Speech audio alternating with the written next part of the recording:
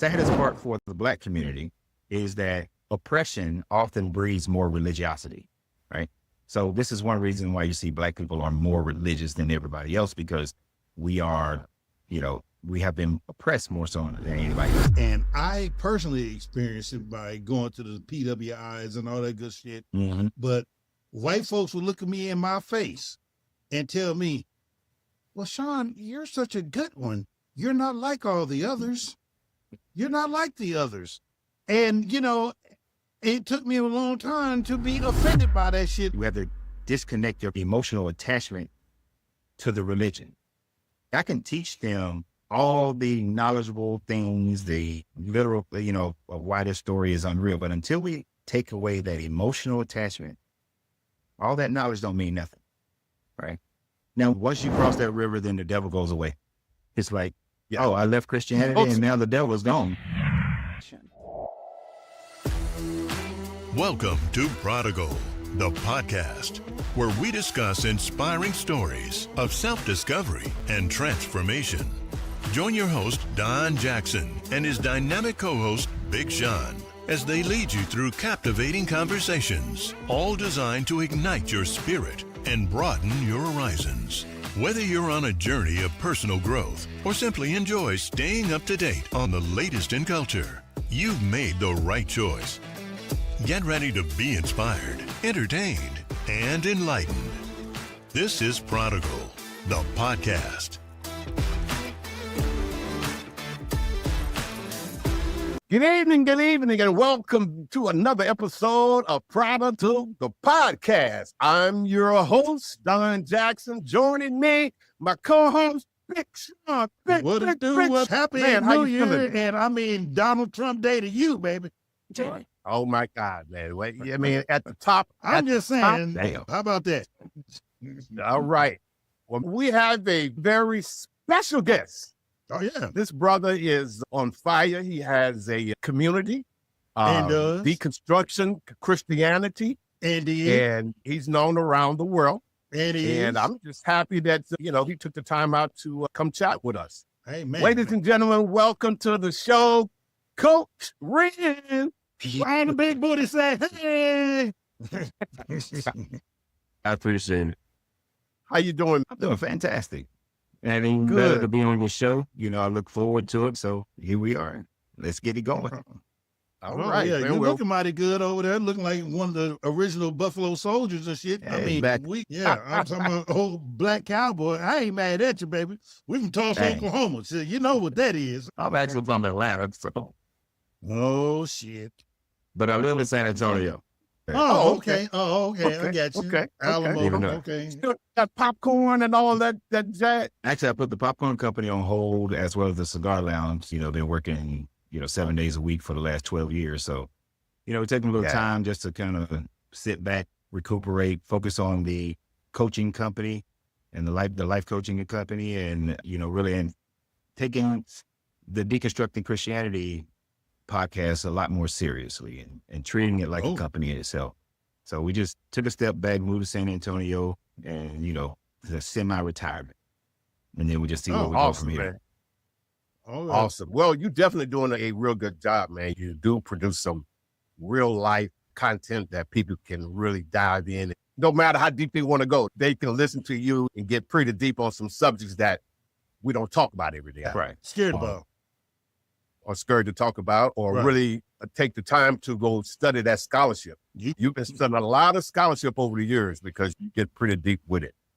So, first of all, let's take it from the top. Today's society, with the election of Trump, with things that's going on with the tariffs, with this new dictatorship that is upon us, what say you? Right, that's a lot. Very broad scope to look at. So the interesting thing about this, and I kind of talked about this on a video that I did a couple of days ago. Well, when the time this comes out, it'll be a couple of weeks ago. But one of the things that I talked about is the fact that with this, he was able to get into office by drumming up that religious right. And one of the side effects of that, though, is the fact that now there are more and more people who are walking away from religion. And one of those caveats is because religion is starting to impede in people's lives, trying to be forced in people's lives.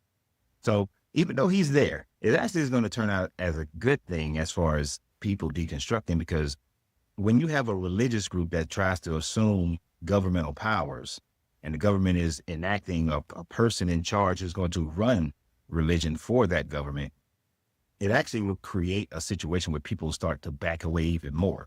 One of the largest group of growth is people who are walking away from religion. Matter of fact, for the United States, for every one person that joins Christianity, 6 people leave. Mm-hmm. And this is Pew Research data that was published in May of 2024. So we're going to continue to see that type of thing happening. And as he devalues the dollar, take away people's ability to be able to just live and eat, and these tariffs start to wreck the economy, people are going to see the divide between the rich and the poor grow even more. Like if you are into day trading or anything like that, if you work, then you could have been in a NASDAQ supported stock right before the tariff, get out of it, watch it plummet, short it, and then jump back in it when they put a pause on it and keep doing that. Most of us don't do that. But the like his friends people, did, they have done that. And so you're going to see a bigger divide within the country. And I think ultimately he's polarizing the country even more so than it's already polarized.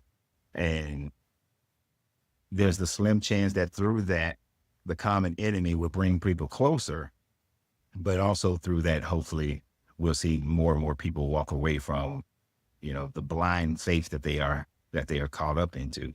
Just like how England recently, it didn't pass, but they want to make street preaching illegal. I'm pretty sure, like you guys, I like to just go out in town and not have to be a barrage of people preaching at me, or the Hebrew Israelites in their Power Ranger outfits trying to tell me what my nationality is. So trying to claim that I'm an Israelite.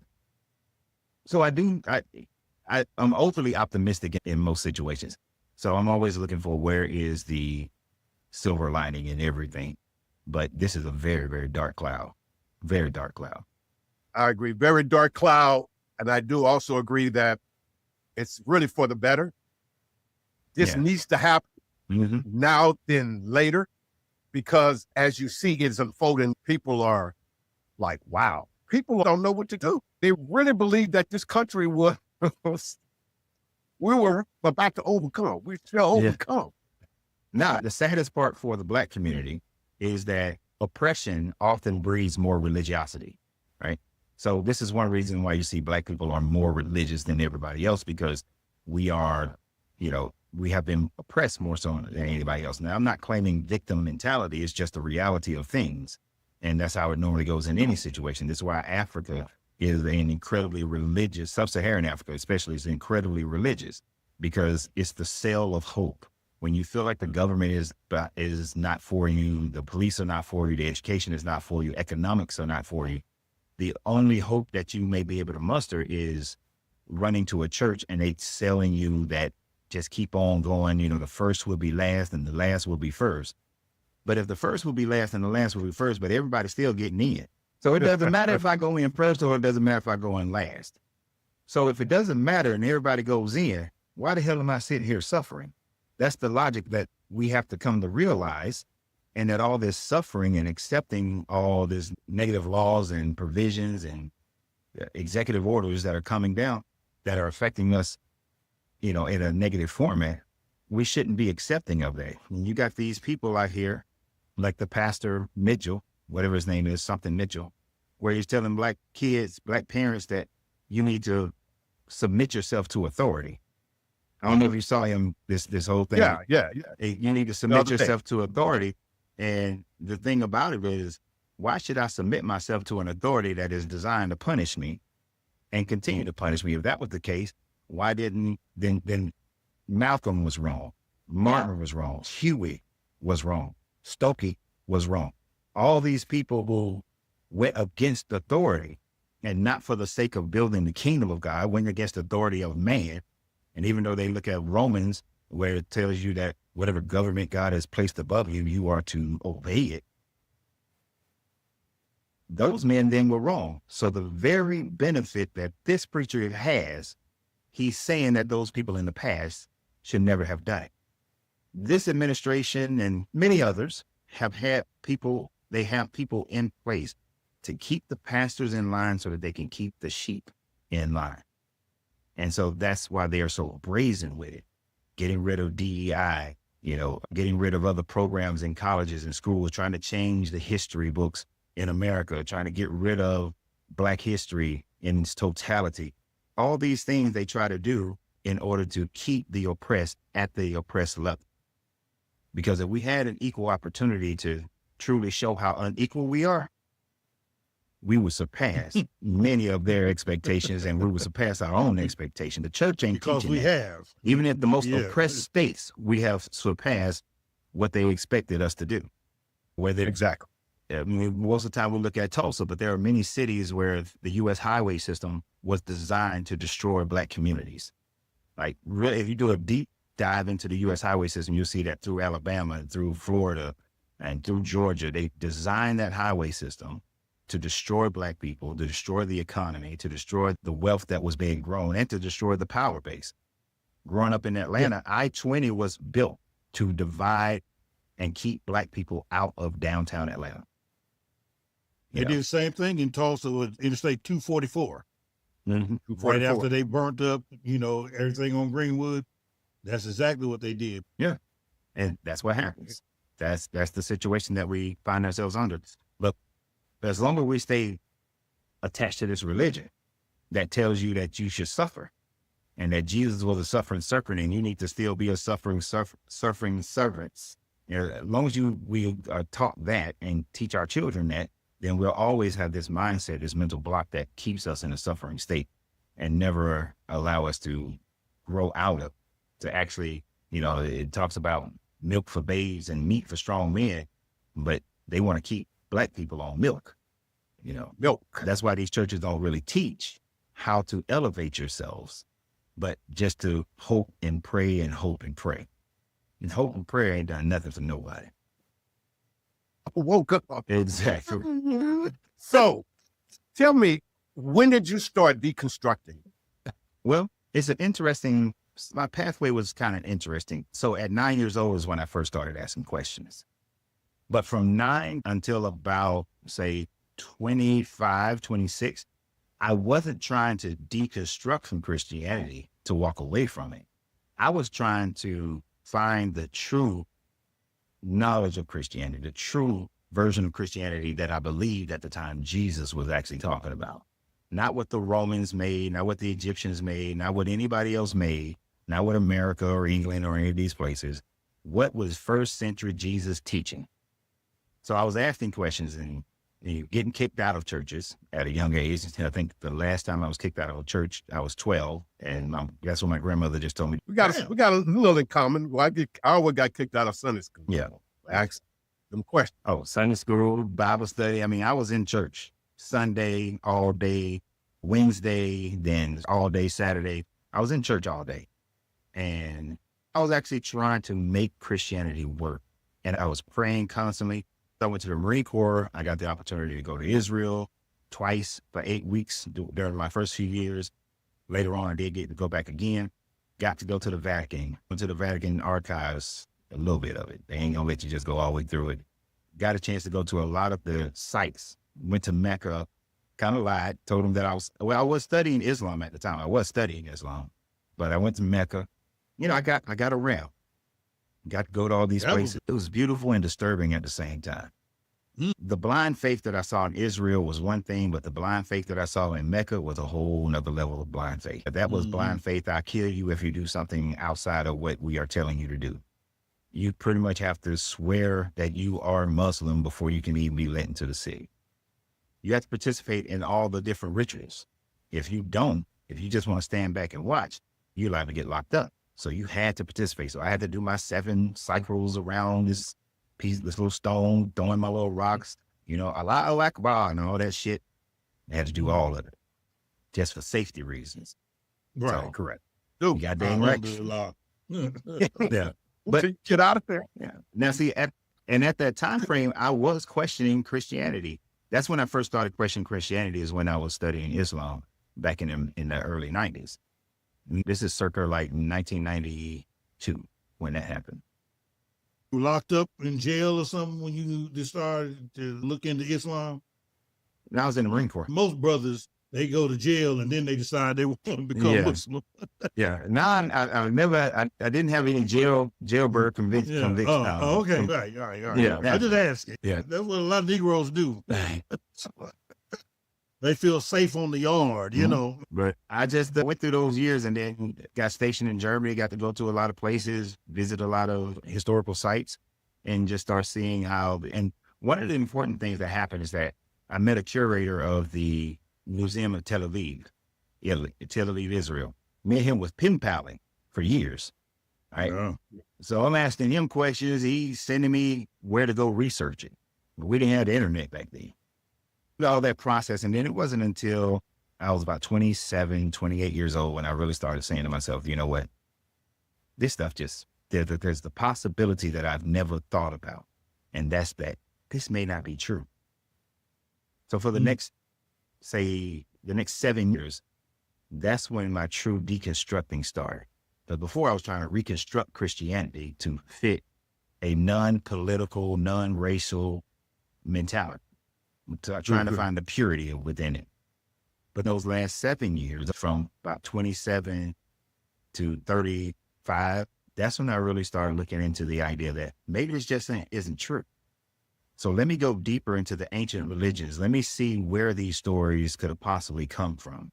And that's when I started reaching out to archaeologists and linguistic archaeologists to find out about the Sumerians and the Akkadians and the Greeks and the Romans and the Aboriginals in Australia and so on and so forth. And that's when the world really opened up and the internet had came out.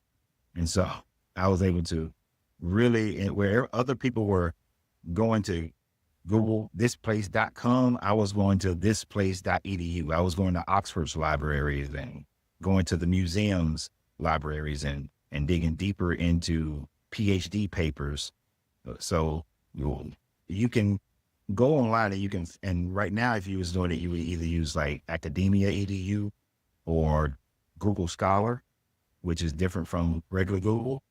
And you can find PhD papers where somebody got their dissertation writing about why the Gospels were not written by the actual apostles. What was the political ramifications of Irenaeus or Caesar, Tibius of Caesarea? And so when I started getting into that level of understanding, I started to see how this religion was created for political reasons. The more and more I saw that, by the time I was 35, I had just walked away from it. I told the pastors that I was under, I actually went back to all the pastors that I previously used to be under and told them that this is all to be false, to be plagiarized religions through a normal process of separating from one group to another group and creating an ancient antiquity for ourselves. And many of them to this day, I provide counsel to them because they struggle, yet their finances are too attached. So they can't walk away, especially the ones who are in the Methodist church. They're fully. They're struggling with the fact that either they fucking with little Timmy or fucking with Sister Bertha. Do you think most of them, I can't see how you can go through theology school and really believe this shit when most theology schools tell you this ain't the truth. This is the truth. That interesting. So one of the churches that I had belonged to, what they wanted to do was give me a scholarship to go to the Dallas Seminary, right? And Dallas Seminary, I believe it's Baptist. And but before I was getting ready to go, I was all for it at first. And then the thing that struck a nerve with me is that my pastor at the time, who had graduated from Dallas Seminary, told me that before you go there, your faith needs to be strong, because he then let me know that you're going to find out a lot of things that are taught in the church that are not actually in the Bible. You're also going to find out that a lot of things are doctrine and not Right. Bible. Facts. You got Right. and you'll find out the history of all these different translations and how they came about and all the politics around it. So your faith has to be so cultivated that you're willing to say, regardless of all this information that they're giving me, I'm still going to believe this. And that caused me pause. But I was like, that makes no sense. I should go to seminary and get stronger in my faith, right? Right. So you know that what they say, the one thing that you won't find in the Bible that you expect or you think that's in the Bible. What's that? Yeah. White people. It's a couple now. Yeah. Ooh. Well, let me not say white people. Let me say some very, very light-skinned people. We got light-skinned niggas too. Yeah. Pontius Pilate would have been a very light-skinned man, you know. Oh, okay. He wouldn't have been white, but he would have been very light-skinned, you know. All Mediterranean people during that time frame were people of color. When you look at those, the Bible is not really centered on the Levant, though it's really a Mediterranean story. Because all those people weren't dealing with people in sub-Saharan Africa or over in India or in the Americas. Everything is really connected with Mediterranean people. So you just went around the land of the Mediterranean. Is the culmination of the biblical stories, because they're pulling from all these other Mediterranean sources, which would include the Levant as well, which would include Mesopotamia. They're pulling from all those sources. And that's why you see Greek influence and Roman influence and Phoenician and all these other influences. A lot of people like to think of the Kemetic story being the heaviest part, but the heaviest part actually is Mesopotamian stories that created the beginnings of the Bible. And even some of the prophecies or the prophetic thought processes that the Bible supposedly has. But these are all just old Mesopotamian stories with some additions of Egyptian and Greek and Phoenician and all these other people. There ain't many white people, no. Light skin, so I'm gonna retract that. There ain't no white people, just some very light skinned, light skinned people of color. That's it. Light-skinned people of color. I go with that one. Yeah, you really don't get white people till a few centuries later, because even your people, even your Italian people in around the time frame of Constantine still would not have been mixed up with the more Germanic tribes or the Norwegian tribes. So that mixture still would not have come yet. And this is even before being conquered by the Moors. They still wouldn't have been, Scandinavian white. They'd have been like a little olive brown, Yeah, olive brown. Yeah. So question, where do white people come from? The mountains. All right. There's this movement of people who start to look at, rhDNA and Neanderthals and that sort of thing. But one of the things that they're mistaken is that even the Neanderthals were people of color. The adaptation of melanin depletion started about 8,000 to 9,000 years ago when the Northern Europeans began to start settling more inland because of animals and farming. The lack of eating a seafood diet caused a decrease in their melanin. Their natural environment didn't require as much protection from the sun. So the northern people who were black and brown started decreasing about 8,000, 9,000 years ago to the point where the lighter skin became the dominant gene. White people still have levels of melanin in their skin, but it's really just an adaptation from a different diet and living in that northern climate. The situation where that gene started becoming the more dominant gene happened around about 6,000 years ago. So you have like this 2,000 year migration of melanin leaving the skin. And we can still see this with when the first Asians went across the Bering Strait and became the Inuits. They were originally dark-skinned people, but for the ones who stayed up in the Alaska, Canada areas, they started becoming lighter, whereas the ones who moved into what we call today North America, Central America, South America, they still maintain their darkness, which is why when the Mali went over there, they found other people of color. And then when Columbus went there, he found Black people and the indigenous people because we had already been trading with them. And the same thing with DeSoto and Cortez, and all of that can be found in their journals, that they saw tall Black men and they saw the brown skinned indigenous people who were there, and they had already been trading, and some had stayed there from other voyages when they had went over. But back to the thing, I can go off on tangents. But as far as the white people, there was no such thing as a white person prior to 8,000 years ago. You know, well, 6,000 to 8,000 years ago, that skin tone wasn't available. So that brings up a question. Since we're all the same, and that's how they became white, why they not like us? Well, calling a geneticist here. What do you mean by that? Let me be specific. I mean, when I say not like us, we as a people really don't have empathy. You have so many breeds of dogs, but they all dogs. But there are different breeds of dogs. Right. You got different breeds of human, and where we have a lot of melanin, they lack empathy. They have no empathy. I can't do that, man. I can't ride with that one. I can't ride with that one. I can see how that can be thought of. Okay, so even though we didn't get into it, even though we didn't say it, I look at myself, when I look in the mirror, what I see is an adept Hermetic alchemist. So my mind, slow down. An adept Hermetic alchemist. I would never call myself a master, but a Hermetic alchemist is someone who sees the universe exactly how it is and tries to understand the natural laws that how the universe functions, that everything functions based on vibration, frequency, and energy, and that the mind is the creation of all things. The alchemy aspect of it is always trying to level yourself up from base level to gold level.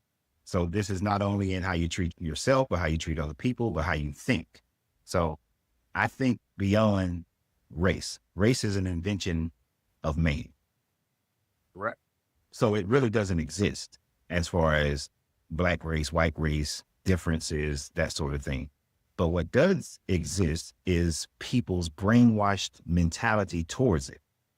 So when we see the lack of empathy, it can look like the lack of empathy in the broad spectrum of white people. There is a certain level to that makes it true. Because when we look at the history, what we see is a total disdain and lack of empathy towards Black people. But that lack of empathy comes about because certain people in power, in their European structures, decided to brainwash the average European into believing a certain thing. And that belief is passed down from generation to generation to generation. In the same way Christianity has been passed down, my ancestors, when they first got to America in 1680, well, at least one of my ancestors, when they first got to America in 1680, Christianity was beaten into the first one. It was taught to the second generation. And then that generation taught. So all the way up until you get to me, Christianity was continuously taught, even though it was first beat. The lack of empathy towards Black people begins to initiate when Pope Nicholas IV writes a papal bull that says, hey, there are different races. The ones in Africa, they Black, go down there, conquer them, make them into slaves in perpetuity, and then, yes, make them Christian as well. They then, and now what they started telling people in the 1500s and 1600s, the political powerhouses of Europe start telling the poor people in Europe, we're white and they're Black. They are the curse of Ham, right? Which is actually the curse of Canaan, but they are the curse of Canaan, or they are the mark of Cain. Start giving them biblical reasons why the Black people must be subservient to the white people. And even though chattel slavery is valid in their book, in the Bible, they start telling them, you are a superior race to these Black people because God has ordained it. So that brainwashing took effect. The poorest white man, like LBJ said, the poorest white man is made to feel better than the richest Black man. then they teach their children that, and they teach their children and their children and their children. And so the lack of empathy becomes a social consciousness that is developed. A white person can have empathy if they're taught it, just like we are taught as well. We were taught to have an extra empathy for white people. If you think about it, through slavery, through Jim Crow, through the Civil Rights Act, we were taught to give people and white people an extra pass. That's why them Karen tears be working like a champ. Karen calls the police on you. You find out that the Karen is wrong. But what do black people do? I don't want to press charges. I just hope you learn your lesson and all that bullshit. Yeah. But we've been brainwashed to think that we should give them an extra pass. But they've been brainwashed to think that they are superior. So even the most non-racist white person, to a certain degree, based on how societal norms are, has been brainwashed to think that they are superior. And so because of that superiority complex, there then becomes the lack of empathy. So that's why I can't say that they are genetically predisposed to a lack of empathy. They are just brainwashed to lack of empathy. Beautiful. I took that approach. I was kind of being funny. I know that approach to really unpack that and bring that out. That was beautifully stated. So if that's the case, how do we get out of this? It's not about wish you ever come, black people, let's get together. That'll never happen. We can't be so equal. Wouldn't you say it's all about putting there, whether you black, white, whatever color, having the same mind, but a new frame of mind, understanding that we're all one and not a separate. And I think that's what's missing. Unpack that. So I think in order for us to get past that is we have to have a dissolution of religion completely. Like religion has to be looked upon as the mythologies that it is. Because within each of these religions, there is the superiority complex. The Israelites believe that they are the chosen ones of God. So there's a superiority complex in that they are the chosen and everybody else is just grafted in. But then the Christian feels as this, they were grafted in because of Jesus. And so they are superior because they get to go to heaven and everybody else is going to hell. These types of separation of we are righteous and you are paganistic or heathenistic, that whole paradigm has to be destroyed. And you find that in every religion as well. The Muslims think that they are the ones that's going to heaven and they are following Allah. They're doing it right. 40,000 denominations of Christianity, each one thinks they're doing it right. Yet they still have their caste systems and things of that nature. So very few religions measure up. So all religions need to be destroyed, taken away, given up. When we come to that aspect of it, and that takes away a little bit of the superiority complex, the next part comes in government. I know it, but as the governments are taken over by people who didn't grow up in these religious cycles and just have a base form of morality of thinking that I don't want to treat anybody any differently than I want to be treated, and that's a new paradigm that the Gen Zers and the millennials are more prominent in right now. As we see that group change governmental practices, then people will start to get more into that mindset. And then there's two other ways: warfare and total separation, which is unlikely.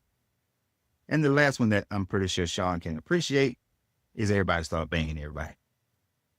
If everybody start banging everybody, then everybody's going to be somewhat brown, and then we just have nationalities to deal with. But if everybody just... You got one more. Hell no.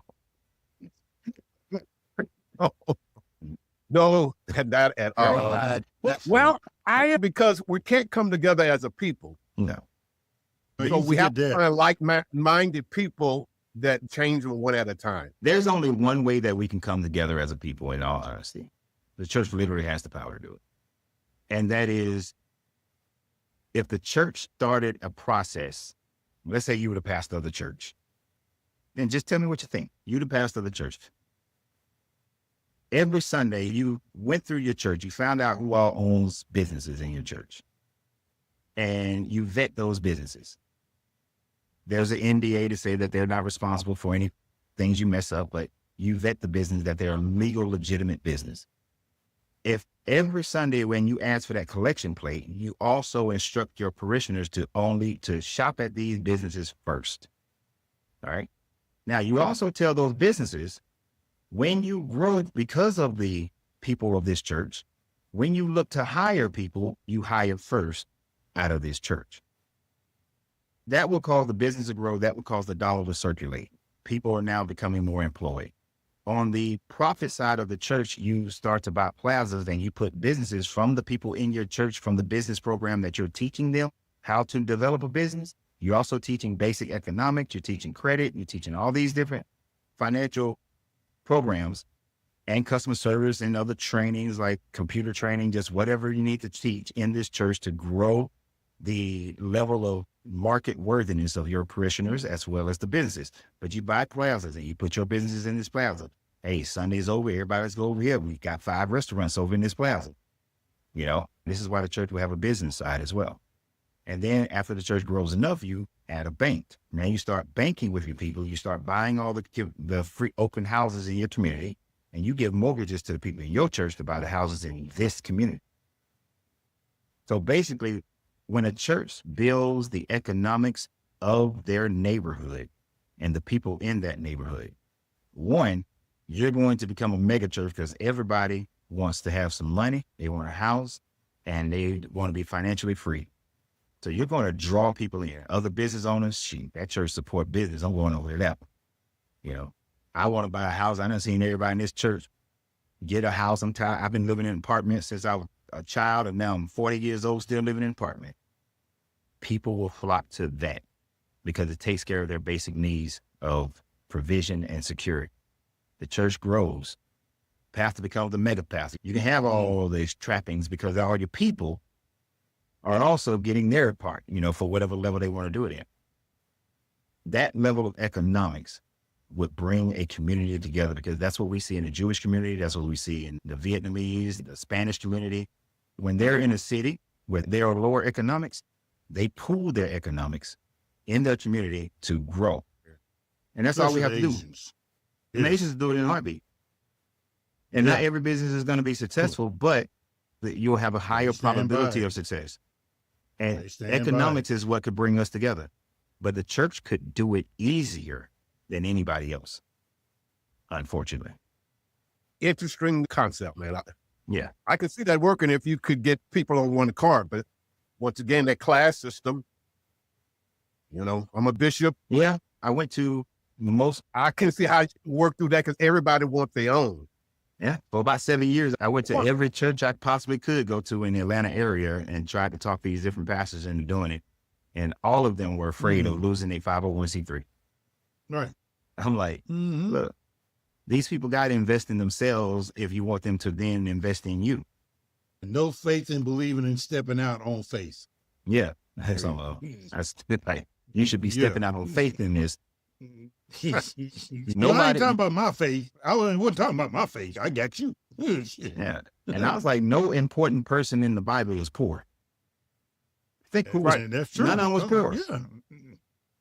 Yeah. Abraham got wealthy, pimping his wife. Yeah. Them last 12, shit, none of them Negroes were poor. Yeah, exactly. Let me tell you, there's a part of the Bible that lets you know that them 12 weren't poor. That whole story about them feeding 5,000 people with a 2-piece fish sandwich. Yeah, right. There's a line in there where I don't know which apostles supposedly said it, but that joker said it would take us working 30 days in order to feed these 5,000 people. Now, I want you to think about what kind of money are you bringing in that 1 month's pay you can feed 5,000 people? That's not poor. Yeah. Go get 12 poor people like the hood right now and see if they can make enough money to feed 5,000 people.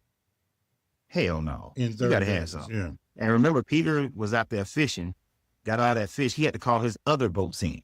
There's no that fleet. So, fleet. Yeah, these not poor people. Yeah. They weren't important. Ain't nobody in the Bible poor who is important. So, you know, when you were talking about how we get separated from just in our culture itself, I couldn't help but think in the way that white people encourage us to be separate from our people. And I personally experienced it by going to the PWIs and all that good shit. Mm-hmm. But white folks would look at me in my face and tell me, well, Sean, you're such a good one. You're not like all the others. You're not like the others. And, you know, it took me a long time to be offended by that shit. And I'd be like, well, what's the others? Yeah. Shit, what do the others do? Yeah. Well, we're going to see what we ain't going to take. That lack of empathy brainwashing, that didn't just happen with white people. It happened with us as well. You know, this is why we love good times. Because we can relate to good times. I couldn't relate to good times. And even though I was poor at the time, I thought good time was some bullshit. Right. Because I was like, Really? hell yeah. Did you relate to the Jeffersons? For the most part, and except for the ignorant attitude of George at times. You know, the buffoonery that he would display, that part, and his anger issues, that part I couldn't. But I sure hell could relate to build a business, work hard. Then once you start open up one shop, open up a 2 shop, 3 shop, got 7 dry cleaners going on, and I'm finna move on up.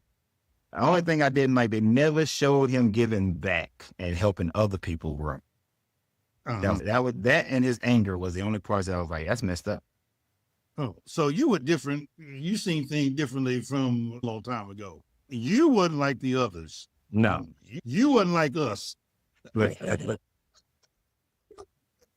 Your ass was different on the block. I always felt like different. Like, Hey, Don, alchemizing sin through the spirit realm. I ain't going there fucking with Rim. yeah, pretty much. That nigga be on some bullshit. I just be like, why would you self-inflict that word? We ain't reclaiming nothing. That word cannot be reclaimed. That word has one meaning, and that is to dehumanize people.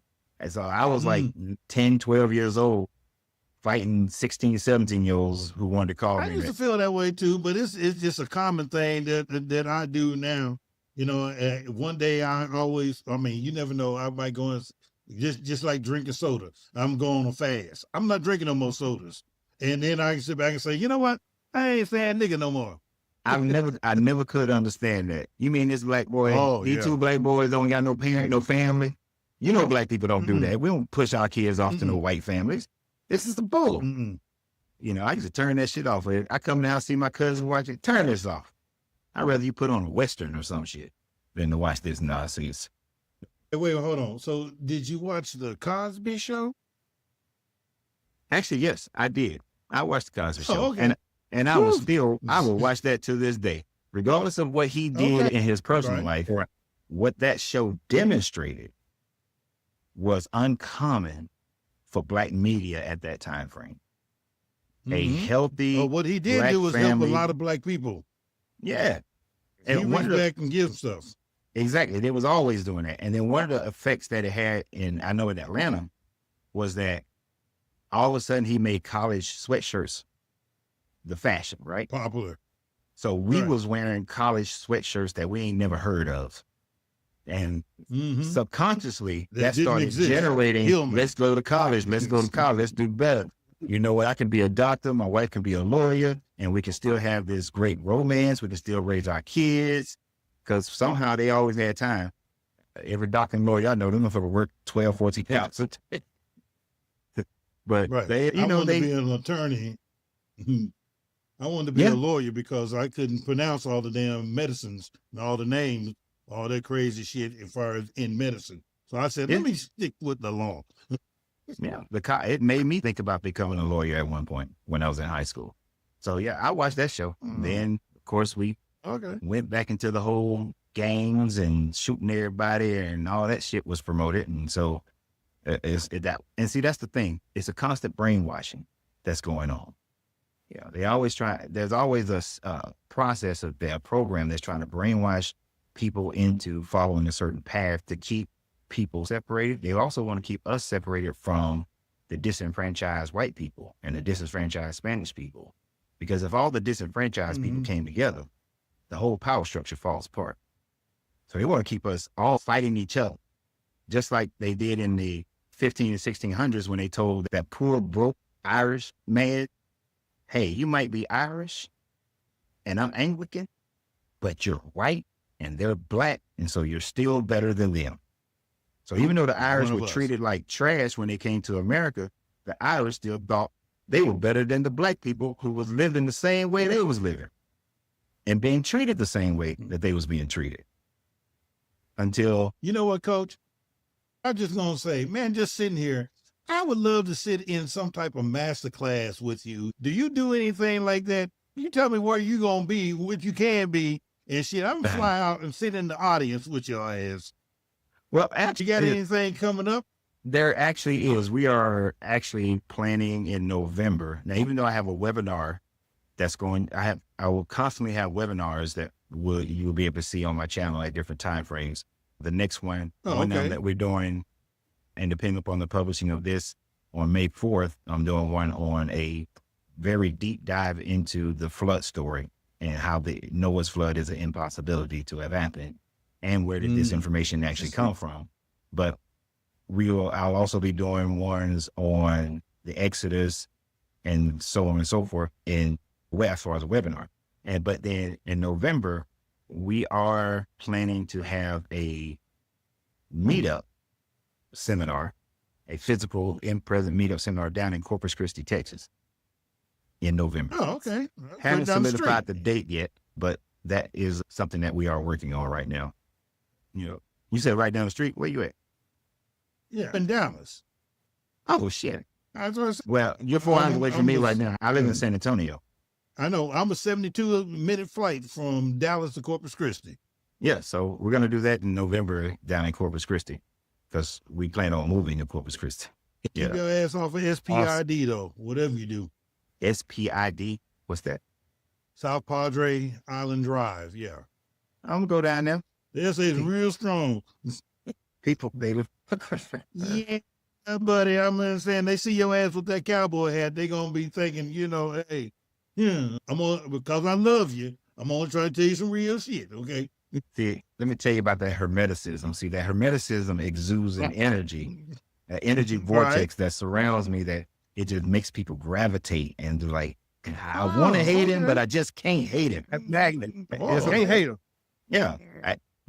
Last night on my live, the Bible believer, he came on and he wants to hate me. He really does. But the more we talk, the more I can sit down and have a beer with that guy, even though I don't drink beer, but I can sit down and talk to that guy. I could actually be cool with him. If it wasn't for, we could probably be friends if it wasn't for this one issue. They all feel that. He black. That's that one issue. Some white ones. But there was one other cat that felt like everybody loved him too. Who was there? Jesus. And he found out there was a whole lot of people that hated his ass. So the story so right. So according to the story. Yeah. Because so the story ain't real. real. To the cross. According to the story, okay, is the story real? No. Jesus to the cross? Nah. There's no Jesus. Yeah. See, there's two Jesus. Hey, but no, wait. Oh, there's hell two no. Jesus. There's the biblical literary Jesus. Okay. And I said two, there's five. There's 5 Jesuses. Oh, hell. Wow. Man, make up your damn mind. I got you. It's now 5. we got 5 Jesuses. So A white Jesus. There's the one, the biblical literary Jesus. Okay. And then there's the 4 Jesuses that were itinerant preachers that was written about, that their story was combined together to then make the beginnings of the biblical Jesus, and then decades to centuries go by and the story is elevated and turned into a big fish story. Like when you went to Corpus Christi, you caught that little ass fish that big, but by the time you got to Dallas, the fish was this big. Right. Yeah. So what you have is, Josephus ben Matthias, who became the scribe for Titus Emperor, he wrote in his War of the Jews and everything about 4 different itinerant preachers who was going around claiming to be messiahs. One flipped tables, another one has a brother named James, another claimed to have done some healing and all that. But now many Christians jump on in Josephus where he writes, and they say he wrote about Jesus. Well, we found that that's a lie. He never said that Jesus was the Christ. But so Josephus writes about 4 different people named Yahshua, which was a common name. It was like John in America, right? Mm-hmm. Okay. So it was a common name. And these people were all claiming to be Messiah types. You know, they were revolting against the Roman rule in the name of Judaism. So because of this revolt, these constant revolts that was going on every year, Pontius Pilate was killing thugs every year who was claiming to be messiahs. So bad was Pontius Pilate that he was called back to Rome, but thankfully the emperor died before he got there because he was going to be punished for being so cruel, right? So, yeah, because Augustus was calling him back. But then this Josephus writes about them, and then Vespasian gets the bright idea.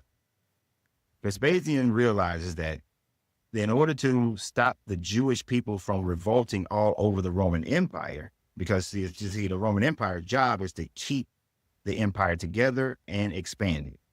But the Jewish revolts happening in Alexandria, in Judea, in Rome, in Anatolia, all of this stuff is happening. It's disrupting the Roman Empire. And them paying they had their temple tax that they was paying so that they didn't have to worship a statue of Caesar in their temples. All this stuff was causing problems. And this story of Messiah was the biggest issue. So his thought process is, let's create a passive version of Judaism. And so the first Gospels are then being created in and around that. It wasn't actually the Gospels yet, but the first storytelling starts happening in and around that time frame right before Paul, right? So you got this around 50, 60 CE time frame that they're starting to tell this story. Paul picks it up. Or Josephus writes these letters as if he is Paul. And it's between Josephus, Bimathea, Philo of Alexander, who was a Hellenistic Jew who was a tax collector and running things for the Roman Empire in Alexandria, Egypt, and the Herod that was in place at the time frame. So they start this story, and it gets picked up about this Messiah who came and he healed people. Basically, you get your Mark version of Jesus. But Paul writes about this pacifistic Jesus, that you just got to believe, kind of Romanized version of Jesus. And that story gets bigger and bigger. So then Matthew, somebody writes Matthew, what becomes Matthew? And that story, let's add a few more miracles. Let's make him a little bit more magnificent. Plus, we really want this to be angled at the Jews. So Matthew is written to the Jews, right? And then Luke comes along and John comes along, and the story gets bigger and bigger as each one of these are told. More and more miracles happen. You find miracles in John that you don't find in Mark. So your fish you caught, but by the time you ride 5 hours to Dallas, your fish is this big. So the story just gets bigger and it keeps just growing. So Vespasian is thinking it's going to calm down the Jewish people. They're all going to convert because they believe this Messiah was coming. Well, it didn't work.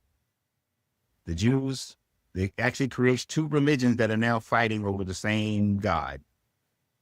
And then you start having breakdowns even within the religion. And these breakdowns happen immediately. You got Gnostics, you got Lucians, you got Valentinians, you got Marcions, you got 11 different denominations of Christianity in first century. When Constantine finally in 325 says, okay, the Orthodox Christians who are in my army, that's the type of Christianity that we want. And so they start following, they create that, and they go off and they kill off. Ignatius creates the canon that is agreed upon about 25, 30 years later. And then around 381, you get Emperor Theodosius comes in and he declares Rome a Christian nation and kills everybody who disagrees.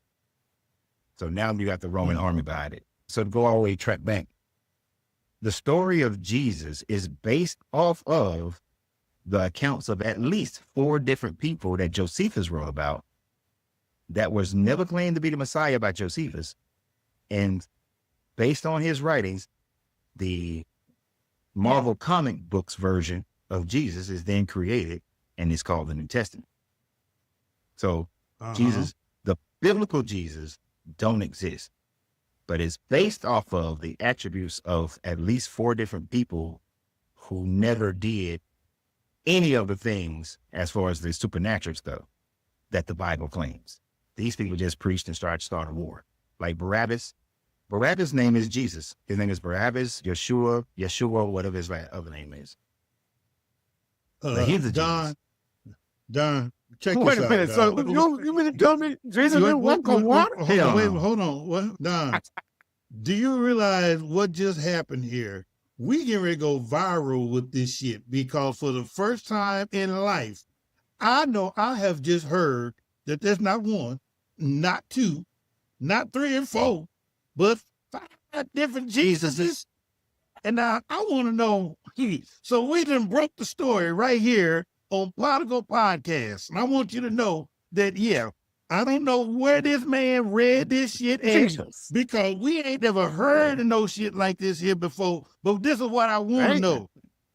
I want to know what's Jesus' mama and daddy name was Joseph and Mary. Because that's the Jesus, I mean, that's the only Jesus I haven't heard about. That when I say my prayers tonight, I say in Jesus' name. So tell me what Jesus, all this time I've been lied to? Mm-hmm. Yo, man, got him money. Nah, the Joseph and Mary names were, it's easy to understand how the Joseph and Mary names were chosen. So when Matthew and Luke are writing, they are writing to the Jewish people. And in order for them to make Jesus fit, Jesus has to come from the line of David, right? Now, they knew the line of David, and mind you, they're writing this decades, almost a century later after the story supposedly happened, right? So they are claiming, oh, there was a guy named Joseph in, first century, about 50, 60 years ago, 70 years ago, and he was from the line of David by his ancestry. There's this other woman, her name was Mary, that he was married to. She's from the Levitical line that tracks back to Aaron. So that gives you to the Moses. So what we're going to do is we're going to put them 2 together as the mom and daddy of Jesus, Hercules, From the heavens? Achilles. Yeah. You telling me now that God has sex with multiple bitches around here? Yeah. Oh my God. It's a common, Push God. that was a common belief. As common as people think of resurrections today, that was a common thought. That, hey, so you got females walking down the street, throwing their leg wide open, talking about come get it, God. For real. Yeah, pretty much. Man, quit playing. Man. Yeah. If you think about a lot of the Greek stories, a lot of the Mesopotamian stories, the Babylonian stories, gods had sex with women and they produced demigods. Even within the own literature of the Old Testament, the Torah, the B'nai Elohim came down and had sex with the men, the daughters of men, and produced the Nephilim, who were, and it always weirded me out. It first says they were great men of renown. Well, that's a positive thing. So they had sex with them and there was a positive thing because of the babies they had, but then later on, they become evil, But the only reason they became evil because the book of Enoch, which wasn't written until like 300 BCE, said that they became evil. Prior to that, in Genesis, you don't really see them becoming evil. God just says everybody became evil. All because of Apple. Yep. Apple, pomegranate, banana. Man, that's some good stuff. We got to go to this masterclass, boy, in Corpus Christi. I got to sit here because I want to know how in the hell this man know all this stuff. What books? How many books? Man, let me see your library. Pan the camera around to your library because I want to see what all these books and shit you done read to get all this different information. Well, part of my library was lost 10 years ago. What I do have is downstairs in boxes. But I got to say, over the last probably 15 years, it's not books. It's PhD papers. It's going to museums. meeting people, meeting curators of museums, becoming acquainted with them, and then gaining access into the bottom of a museum. Any museum you go to, they're only showing you about 10% of what they got. Right. But, becoming friends with archaeologists, at least to the point where we're sharing information. Like John Anthony West was an archaeologist that I used to communicate with back in the day before he passed away. And he was an amazing Egyptologist who refused to just go with the status quo. He's the one who realized that the water weathering on the Sphinx identified the Sphinx as being around for at least 13,000 to 26,000 years. Wow. So the whole idea of Khufu building the Great Pyramids in 2500 BCE is a lie. So, but PhD papers is primarily how I've studied for the last 15, 20 years. So when it comes to introspection, any of this revelation either comes to introspection, or you're just mostly going off of the papers that you read, the scholarship that you've been. A lot. So I'll read all the information. Now that's just the analytical part of it, right? All right. And that's just the intelligent part. Correct. But then I sit down and I meditate. I meditate every day. And I sit down and I meditate on that information. And the more I meditate on it, it's like in my mind, I start seeing how pieces start to come together, where the spider web weave starts to make the pattern. And so first I do boil it down to this thing called the trivium. So the trivium is get all the facts. Now sit and come to an understanding of those facts. Now, once you come to an understanding of those facts, put those facts into practice so that they're tested. Whatever the results are, those just are the results. Now, if the results don't seem right, go back. Maybe there's some more facts. Maybe there's a different understanding, and put it into practice. The scientists do. And then I just do it on an esoterical level as well, where, it's like, okay, there are laws of science, laws of the universe that we don't know. They're enacting upon us at all times, but we don't quite understand how is it that I can have an idea and then you could be on the other side of the planet and have the exact same idea. Mm-hmm. There has to be something in the esoteric thought process of every thought is a frequency and wavelength and goes into the ether, and every person can pull down information from that. Energy. Right. Right. You got consciousness. You got that ground field. Yeah. And all of us tapped into that ground field. Exactly. So because of entanglement, everything is connected because of entanglement. Yes. No Willie, no Jada. Exactly. So in the field, whatever you want to call it, everything is there. Everything is a possibility in the field. Right. So therefore, whether I pick it up, you pick it up, he pick it up, because right now, I am you, you are me, he is him. We're the same source. We're like God playing chess by himself on different timelines, because it's only one source, different avatars, different thoughts. We're a thought. That's it. We're just a thought playing out in the mind of God. Yeah, you sound like a Hermeticist, because that's exactly where Hermeticism teaches that the all is mind, and all of creation exists in the mind of the all.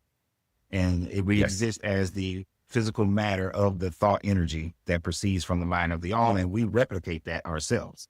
When you have a dream or you daydream, you are creating a universe in your mind. And for the time frame that is created, it lives. Time right now has nothing to do with how time passes in your mind.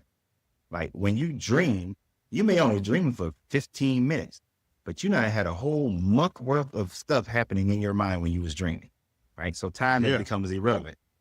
And the idea of Hermeticism, and you also find this in Gnostic teachings and the teachings of the Tao by Lao Tzu, and Buddhism to a certain degree, you get this metaphysical thought process that allows you to tap into that. But most people they restrict themselves from being able to tap into it. And so, but through processes of meditation I use to help me get into the right vibrational pattern to be able to meditate in such a way that the information can be downloaded to me.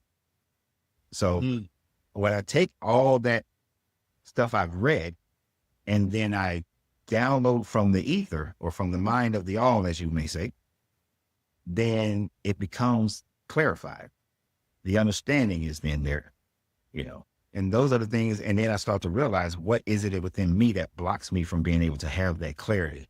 So for about 15, 20 years ago, I started working on getting rid of all fear, getting rid of all guilt, getting rid of all shame, getting rid of the loss of love, getting rid of the disconnections, stop lying to myself about myself, and then releasing earthly attachments.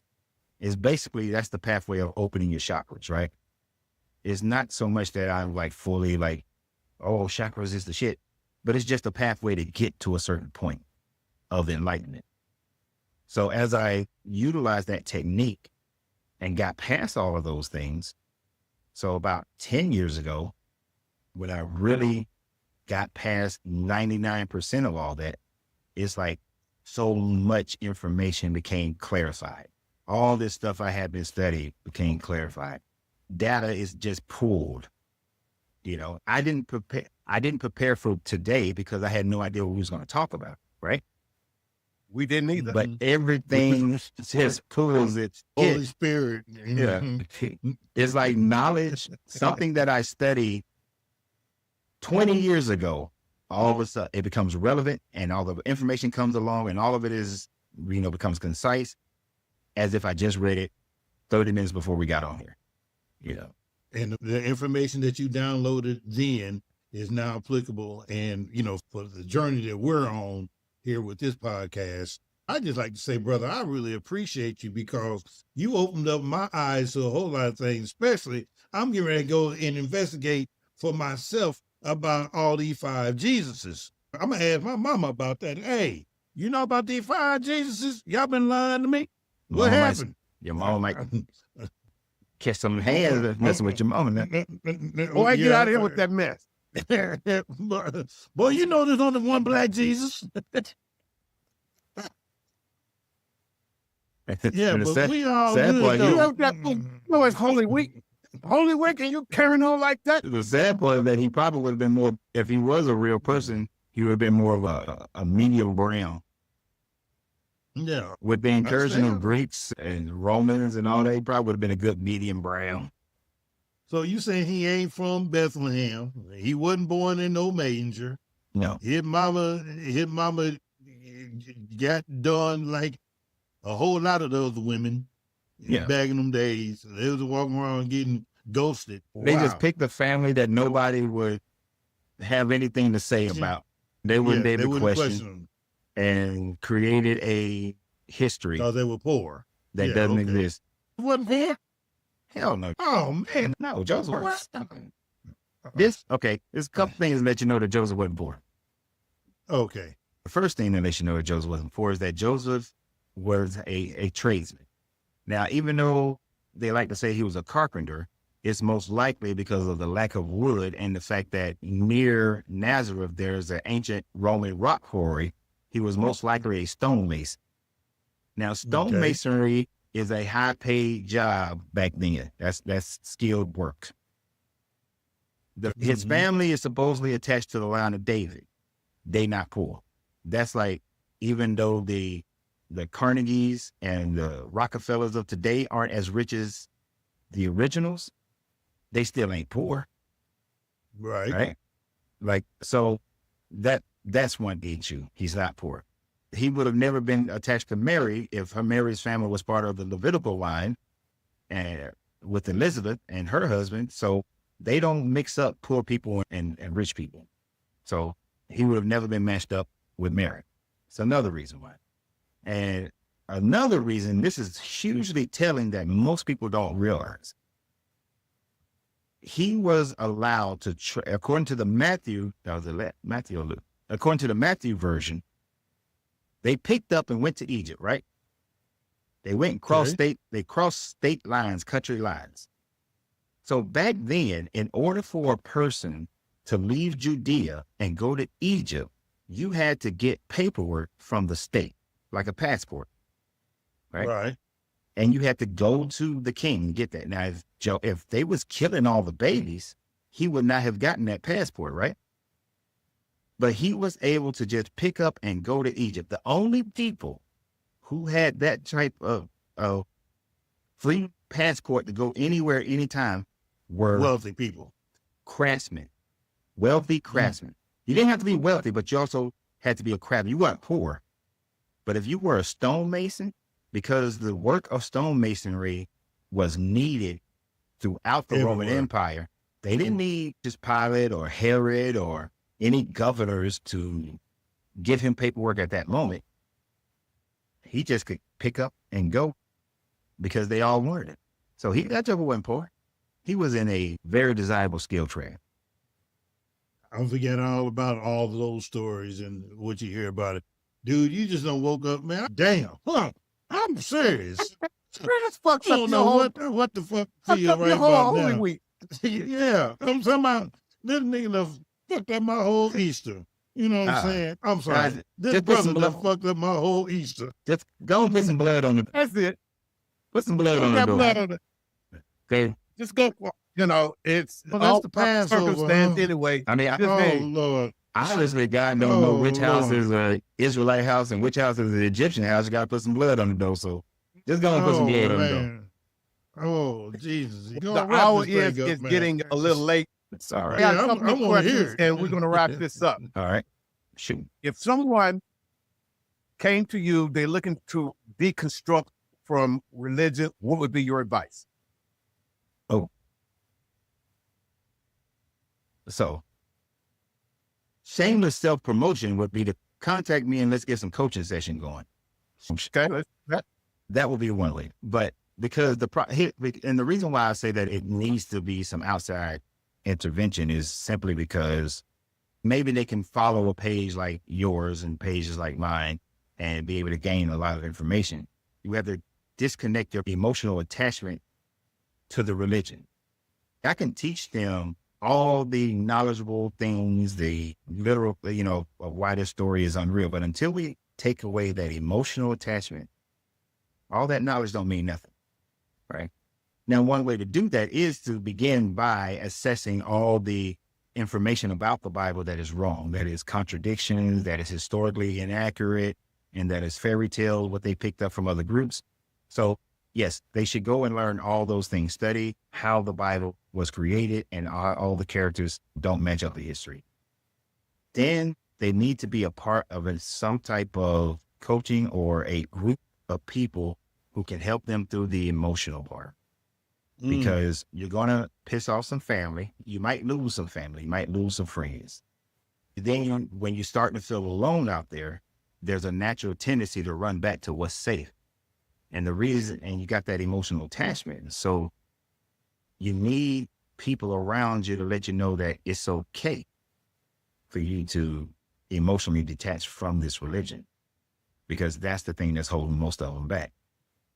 There's a lot of people who know that the information is wrong, but that emotional attachment causes them to have cognitive dissonance and just ignore that information. So as one deconstruct, they're going to run up into the dark night of the soul. Mm-hmm. And to me, if you can cross that river, Mm-hmm. it's home free after that. Once you cross that river, then the devil goes away. It's like, Yeah. I left Christianity and now the devil's gone. And what they have to realize is that everybody, whether you were a Christian or not, you're going to go through stuff. You're going to go through emotional stuff. You're going to have issues. You're going to be deconstructing, and then something traumatic will happen in your life. And you instantly think, this traumatic event is happening because I left Christianity. But the reality is, it's happening because there's a line of decisions that you made or that other people made who can affect you that created this situation. Even if something that seems like an accident, there is no such thing as luck, chance, or miracle. It is simply cause and effect. The things that we don't know what the causation is, we call those luck, chance, or miracle. When you're deconstructing, when something like that happens, the first thing you do is start to think, but yeah. right, what if I would have stayed? Well, even if you would have stayed, you still would have been driving down I-37 at this time frame, and the drunk driver on the other side of the road still would have came to hit your car, and then you're in the hospital. Same shit would have happened. Right. There is no difference in that thing, in that process. You still would have got COVID. You still would have went through the same process. Hence the same phrase, the bad things happen to good people. Yeah. And then the biggest bad dark night things happen to believers. Yeah, bad things happen to believers, but the biggest dark night of the soul is going to be the family members. Those people that you love, that you believe love and trust you, the relationship that you have, the connection you have is bigger than anything else. That's the part that when they start to disassociate from you, don't want to talk to you no more. I got people whose they mama disown them because they walked away from Christianity. Whole families disown them. That's the part of loneliness, because that was your true safety net, was that connection that you have. And I teach those people that family ain't got nothing to do with blood. It ain't got nothing to do with blood, ain't got nothing to do with who you grew up with. Family is the moment right now of who is in your life that loves you for being you, accepts you for being you. You know, my family is very Christian for the most part. Well, the older people in my family are Christian for the most part. Him and young or something else. My mom and my aunts were just here. And we had a wonderful time because they just accept me for who I am, you know. And I had it easy in that regard.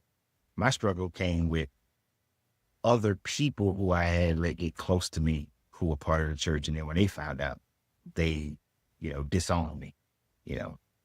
People who I had given more of my energy towards their family than I gave to my own family. And then they disowned me.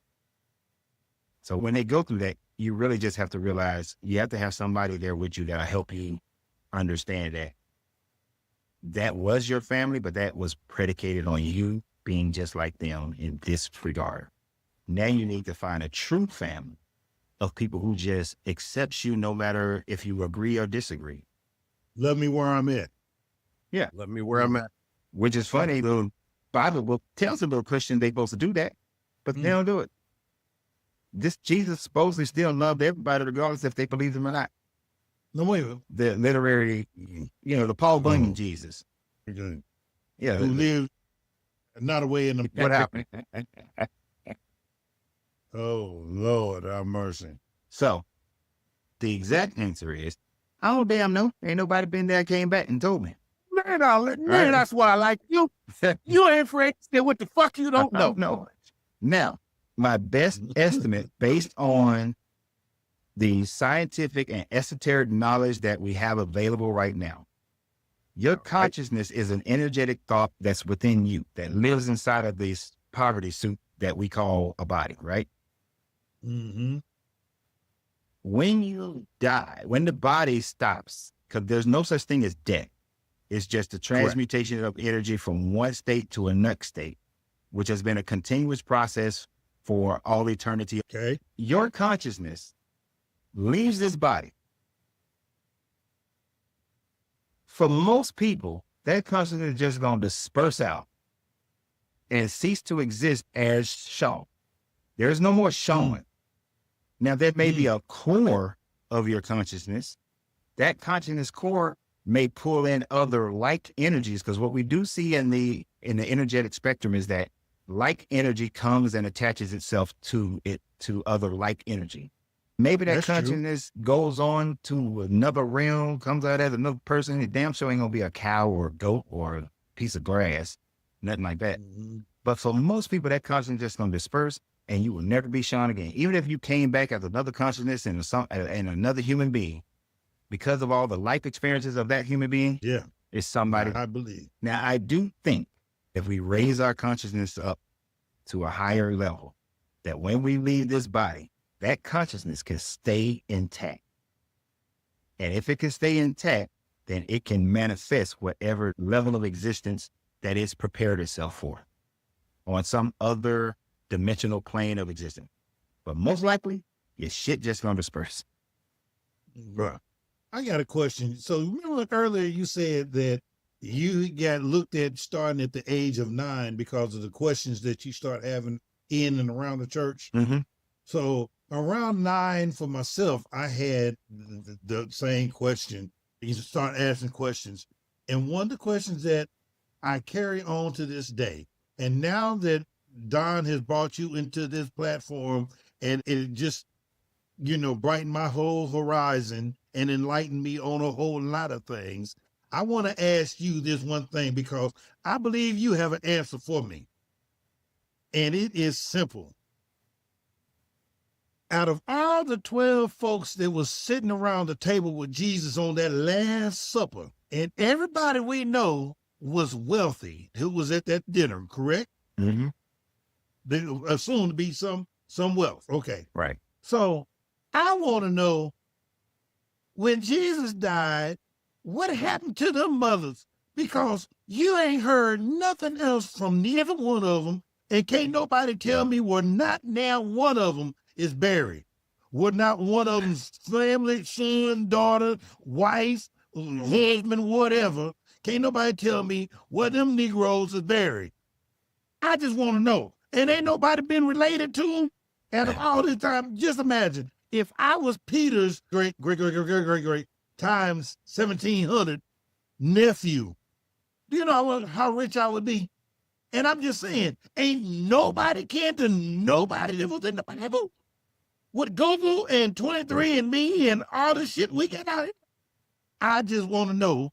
And because your black ass, Mr. Cowboy himself, the Buffalo Soldier, is up here with us, please help me, sir, to help me where I can have a better kinetic energy amongst myself and not thinking that I am crazy as hell. Well, I can't help you with the crazy as hell part because I think you got that on lock. All right. Oh. 2 ways of thinking about this. Hell. The simplest and most direct answer is none of them existed.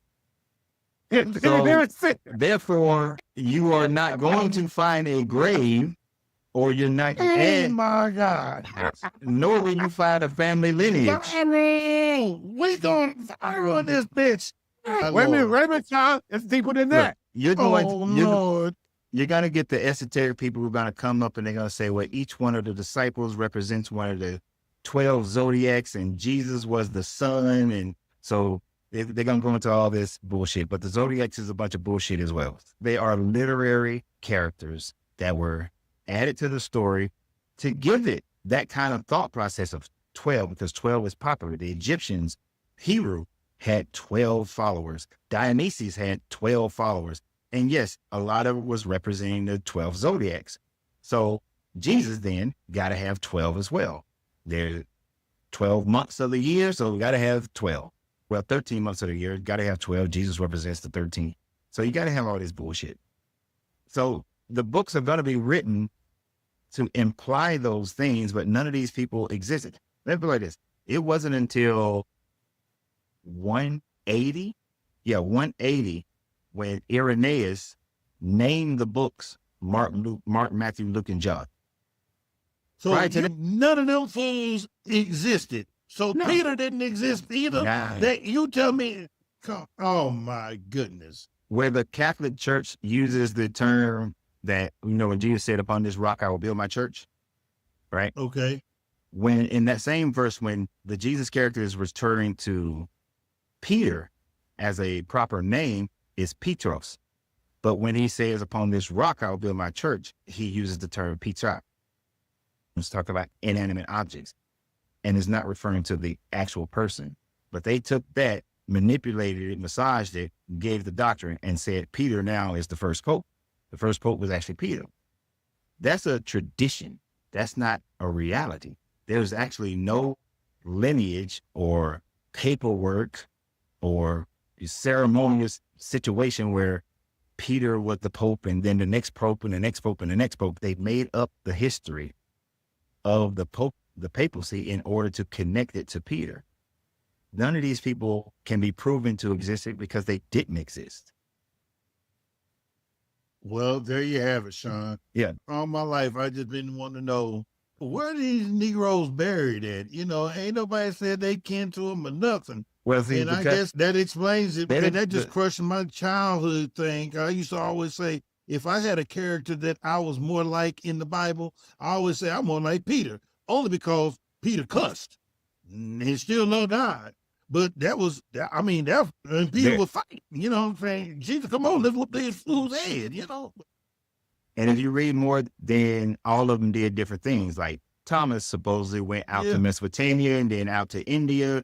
Mark went to Egypt. Peter actually went to Rome and got into a magic fight with this other dude named Simon. And then actually caused the dude to fall and break his neck when he was up in the sky flying. Well, down. According to the literature, Peter probably was in Rome and then he supposedly was crucified upside down. And I didn't know how they was flying. No. Oh, so you know what that give me? I'm quite sure you familiar with Wakanda. So Wakanda Forever. So did you see Wakanda 2? You know, of course. When this fool come flying out the damn water with the fins on his feet and shit. Yeah, that's you talking about Namor. I get it. Let me show you how deep that. Let me show you how deep that go. That's a whole bunch of comic books on my wall. Love it. Let's get out of here, man. All right. Man, I tell you, we could talk for another 2 hours, but once again, we want to be respectful to your time as well as our listeners. But we definitely want to bring you back, Coach Renz. Of course. Your level of knowledge and practicality, you can break it down to the common core where the layman can digest it. And that's what I love about you. You're not coming from just book knowledge. You're coming from some real scholarship. Thank you. That you teach yourself. This one said you have the research yourself on the things that you teach. And I just commend you, my brother, to continue to do what you do. You are a beacon, a light out here in the world, especially in the conscious community, deconstructing folks one person at a time. So how can everyone get a hold of you once again on Facebook, Deconstructing Christianity, as well as YouTube? Yep. And Instagram. All your socials is the same? Yeah, all my socials are the same, Deconstructing Christianity. Now on YouTube, if you type in Coach Renz, which is RENZ 33, it comes up a little bit faster. But yeah, Deconstructing Christianity, you looked it up, you'll be able to find me. And, subscribe to the channel, follow, like, become a member, subscription holder on Facebook. You gotta, what that thing say, leave the church and finding God. So, you want to support those channels. You want to support this channel, and you want to also support my channel. And I don't know if Sean has a channel. But yes. Absolutely. Absolutely. We want to definitely, guys, go support him. He's doing a fantastic job. But of course, it does cost to keep the lights on. It costs to produce shows. We're not asking for your tithes. Over here, we don't believe in tithes. We don't believe God even needs your money. Hold on a second, Doc. Close them doors. But you do want to sow into good ground, something that is helping you. You want to support it, and that's how we spread the news. Once again, they need to get come up off that cash. Come off that cash. I done had the ushers close the doors, so ain't nobody moving. And the thing about it, I like being real with people. I tell them straight up, look, if you send me some money through Cash App, I'm buying. I usually on my lives and a lot of my videos, I smoke cigars. I tell them straight up, if you give money today, it's going to cigars. I'm going to buy some cigars with it. There's no, if you give money, you're going to get this overpouring and your cup going to wash over. No, if you want this information to continue to flow, if you still want to grow, if you find that it has value, like everybody who's listening right now, if you find value in what the Prodigal Podcast is doing, then support it, because this takes a lot of time, effort. It takes equipment, takes editing, it takes people. So support this podcast because it's bringing something to you, and you will pay for everything else that brings you value. So you need to pay for this one. You need to support this channel as well. Right. Any closing word, Mr. Sean?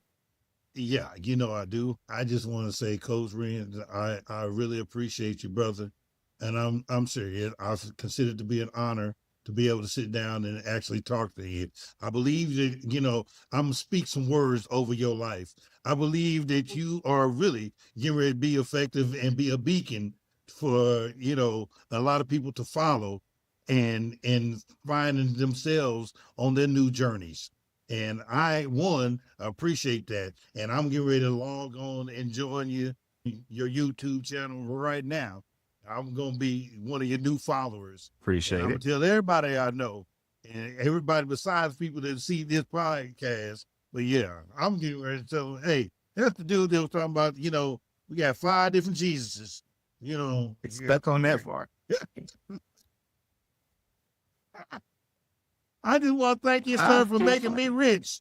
Oh, you going to make us rich because we get ready to go viral. Yes, sir. All right.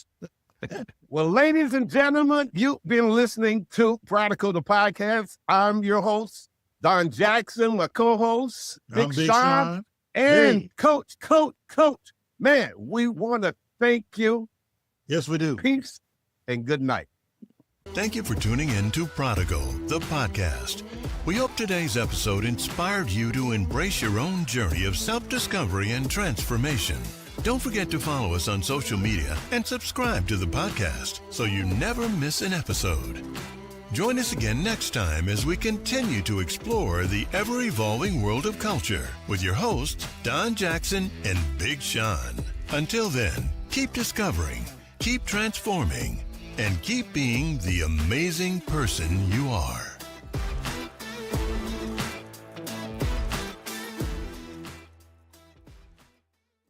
Peace.